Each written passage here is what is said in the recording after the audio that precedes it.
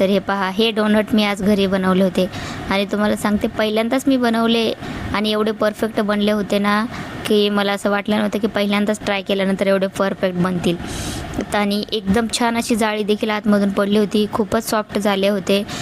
आम्हाला तर मजाच आली खाऊन खरंच. तर चला, आता सगळ्यात अगोदर मी इथं टाकलं आहे 1 कप दूध आणि त्यामध्ये टाकली आहे मी ड्राय ईस्ट. त्यानंतर मी 1.5 चम्मच साखर टाकली आहे आणि मैदा मी चाळून आणि जोपर्यंत आपलं साखर विरघळत नाही तोपर्यंत ह्याला छान मिक्स करून घ्यायचं आहे.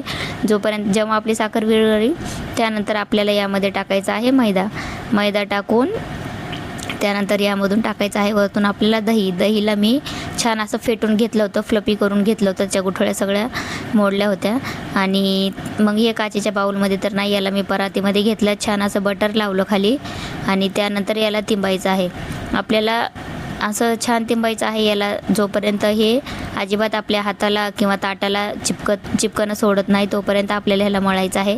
त्यापेक्षाही जास्त चांगले आपले हात दुखूपर्यंत याला मळायचं आहे. आणि हे पहा, खूप छान असं सॉफ्ट मी याला मळलेलं आहे. छानपैकी चांगले 7 ते 8 मिनिट मी याला मळलं आहे आणि त्यानंतर याला 10 मिनिट आपण याला रेस्ट देणार आहोत.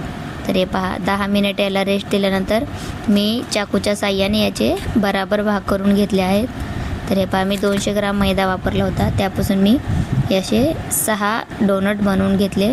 तर हे पहा, सगळ्यांना असे गोल गोल आतमध्ये टक करून याला रोल करायचं आहे, म्हणजे गोल गोल करायचं आहे आणि खालच्या साईडने याला प्रेस करून. तर त्यानंतर जे आपण गोल बॉल बनवले होते त्याला एका प्लेटच्या साह्याने चपटं करायचं आहे थोडंसं आणि 2 तास आपल्याला एक कॉटनचा कपडा टाकून याला झाकून ठेवायचं आहे. तर 2 तासानंतर माझे छान डोनट इथं फुलले होते. त्यानंतर याला होल पाडण्यासाठी मी काय केलं, मुलांचे औषधाची बॉटल त्याचं ढक्कन छान धुवून वापरलं आणि त्याच्या साह्याने मी ह्याला होल पाडून घेतले.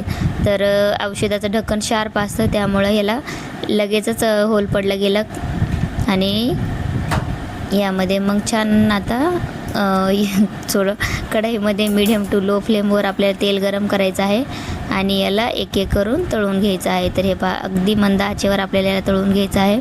त्यानंतर मी याच्यावर थोडंसं कोस्टल शुगर लावून छान ह्याला कोट केलं आहे आणि खरंच हे पहा, तुम्ही आतमध्ये देखील पाहू शकता किती सुंदर अशी जाळी आली आहे. एकदम परफेक्ट आपले डोनट तयार झाले आहेत. दिसायला देखील किती सुंदर दिसतात आणि जाळी देखील पहा तुम्ही आतमध्ये खूप छान जाळी आली आहे. जर तुम्ही पीठ छान मळलं आणि मेजरमेंट तुमची व्यवस्थित असेल तर तुमचा डोनट कधीच खराब होणार नाही.